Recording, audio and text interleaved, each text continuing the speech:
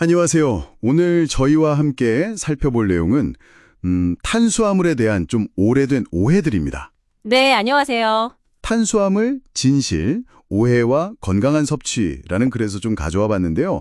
이 체중 감량이나 건강 관리하시는 분들한테 탄수화물은 진짜 뭐랄까 애증의 대상이죠. 맞아요. 정말 많이들 고민하시죠. 네.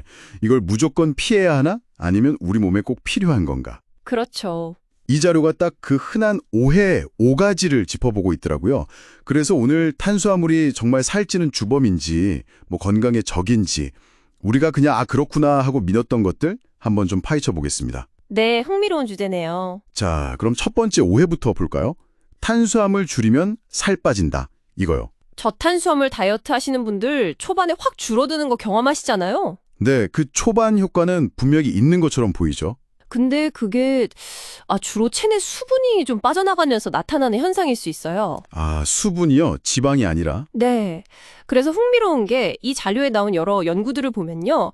저탄수화물 다이어트랑 저지방 다이어트를 한 1년 정도 비교했더니 장기적인 체중 감량 효과 면에서는 뭐 큰 차이가 없었다. 이런 결과가 있더라고요. 정말요? 1년이나 했는데도요? 네. 그리고 사실 특정 영양소를 너무 이렇게 제한하는 방식은 오해가기 어렵다는 그런 현실적인 문제도 있고요. 그렇죠. 꾸준히 하기가 힘들죠.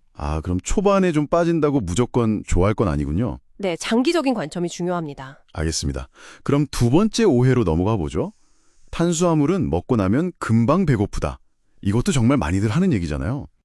이것도 핵심은 탄수화물의 종류에 있어요. 종류예요. 네. 예를 들어서 뭐 흰쌀밥, 흰빵 이런 정제 탄수화물 있잖아요. 네네. 이런 건 소화가 엄청 빨라서 혈당을 확 올렸다가 또 금방 뚝 떨어져요. 그러니까 금방 호기를 느끼게 되는 거죠. 그래서 밥 먹고 돌아서면 배고프다는 말이 나오는 거군요. 그렇죠. 근데 반대로 뭐 현미밥 같은 통곡물이나 콩류 이런 것처럼 섬유질이 아주 풍부한 탄수화물은 소화가 좀 찬찬히 되거든요. 섬유질이요? 네. 그래서 포만감을 훨씬 오래 유지시켜줍니다. 실제로 어떤 연구 보니까 콩 같은 식물성 단백질이랑 섬유질 많이 먹는 게 고기 먹는 것보다 포만감이 더 높았다. 이런 결과도 있더라고요. 오, 신기한데요. 그럼 어떤 탄수화물을 먹느냐가 중요하군요. 맞습니다. 그게 관건이죠. 이게 또 자연스럽게 세 번째 오해랑 연결되는 것 같아요. 탄수화물이 혈당을 급격히 올려서 당뇨병을 일으킨다. 이 걱정도 많이 하시죠? 네, 맞아요. 여기서도 아까 말씀드린 그 섬유질이 또 중요합니다. 또 섬유질이요? 네. 섬유질이 혈당이 좀 천천히 완만하게 오르도록 도와주는 역할을 하거든요. 근데 문제는 뭐랄까 요즘 우리 식단에 섬유질은 부족한 경우가 많잖아요. 그렇죠. 채소나 과일 잘 안 챙겨 먹게 되죠. 네. 대신에 뭐 탄산음료라든지 과자 아니면 가공식품에 들어있는 그런 설탕 같은 단순당 이런 섭취는 너무 과하다는 거죠. 단순당. 바로 이 단순당이 혈당을 확 치솟게 만드는 그 혈당 스파이크를 일으키고 또 과식을 유발할 수 있어요. 장기적으로 보면 당연히 체중도 늘고 당뇨병 위험도 높아질 수 있고요. 결국 이것도 단순당 같은 나쁜 탄수화물이 문제인 거지 좋은 탄수화물까지 피할 필요는 없다는 거네요. 그렇죠. 통곡물, 채소, 과일 이런 걸 통해서 건강한 탄수화물을 잘 챙겨 먹는 게 중요합니다. 네. 혈당이랑 포만감 얘기하니까 식욕 조절 문제로 넘어가 봐야겠네요. 네 번째 오해. 탄수화물 식욕은 참을 수 없다. 이거요. 저도 가끔 유독 빵이나 면이 막 당길 때가 있거든요. 진짜 참기 힘들어요. 이게 그냥 의지가 약해서 그런 걸까요? 이게 참 흥미로운 지점인데요. 이 자료에 따르면 우리 뇌랑 관련이 있을 수도 있다고 해요. 뇌요? 식욕이 뇌랑요? 네, 탄수화물을 먹으면 뇌에서 트립토판이라는 아미노산 흡수가 좀 더 잘 되게 돕는데요. 트립토판이요? 네, 그 트립토판이 세로토닌이라는 물질을 만드는 데 쓰이거든요. 근데 이 세로토닌이 기분이나 수면 또 식욕 조절에 아주 중요한 역할을 하는 뇌 화학 물질이에요. 세로토닌. 들어본 것 같아요. 행복 호르몬이라고도 하던데. 맞아요. 그래서 이 세로토닌 수치가 낮아지면 좀 불안하거나 우울감을 느끼거나 잠을 잘 못 자거나 할 수 있다는 연구 결과들이 있어요. 그러니까 그 탄수화물이 막 당기는 게 어쩌면 우리 몸이 세로토닌 좀 만들어달라고 보내는 신호일 수도 있다는 거죠. 와, 단순히 그냥 배고픔이나 식탐이 아니라 생물학적인 이유가 있을 수 있다니 이거 정말 놀라운데요. 네. 그러니까 이걸 단순히 의지력 부족으로만 볼 건 아니라는 거죠. 그렇군요. 자, 그럼 이제 마지막 5번째 오해입니다. 탄수화물을 줄이면 무조건 건강에 좋다.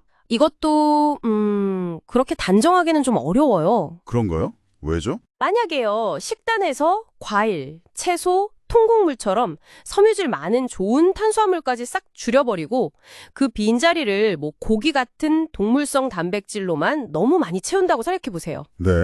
요즘 그런 식단 하시는 분들 꽤 있죠. 그렇죠. 그러면 아무래도 포화지방 섭취가 늘어날 수 있겠죠? 그리고 섬유질은 부족해지고요. 이런 식단이 너무 오래 지속되면 뭐 심장 건강 같은데 안 좋을 수도 있습니다. 아, 균형이 깨지는 거군요. 네. 그리고 무엇보다 탄수화물은 우리 몸의 가장 기본적인 주된 에너지원이잖아요. 그렇죠. 힘내려면 밥심 이런 말도 있으니까. 맞아요. 근데 건강에 좋은 탄수화물까지 너무 심하게 제한해버리면 당연히 에너지가 부족해져서 쉽게 피곤해지고 활력이 떨어질 수밖에 없어요. 결국 이것도 과유불급이네요. 네, 맞습니다. 아, 오늘 쭉 이야기를 들어보니까 정말 탄수화물이라고 다 똑같은 게 아니네요. 정제 탄수화물이랑 통곡물 같은 복합 탄수화물은 완전히 다르게 봐야겠어요. 그렇죠. 중요한 건 무조건 피할 게 아니라 어떤 종류의 탄수화물을 또 얼마나 먹느냐, 이 질과 양의 문제가 핵심인 것 같습니다. 네, 정확하게 요약해 주셨네요. 탄수화물에 대해서 막연히 두려워하거나 오해하기보다는 오늘 저희가 나눈 정보들을 바탕으로 내 몸에 필요한 좋은 탄수화물이 뭔지, 어떻게 균형 잡힌 식단을 짤지 좀 현명하게 판단하시는데 도움이 되면 좋겠습니다. 네, 오늘 탄수화물 오해를 풀어보니까 문득 이런 생각도 들어요. 우리가 이건 건강에 좋아 하고 너무 당연하게 믿고 있는 다른 정보들 중에도 혹시 오늘 얘기한 탄수화물처럼 뭔가 오해가 숨어 있지는 않을까 하는 생각이요. 오, 좋은 지적이신데요. 네, 그래서 한 번쯤 내가 철석같이 믿고 있는 건강 상식들을 다시 한번 좀 비판적으로 되짚어보는 시간을 가져보는 것도 꽤 의미 있는 탐구가 되지 않을까 싶습니다.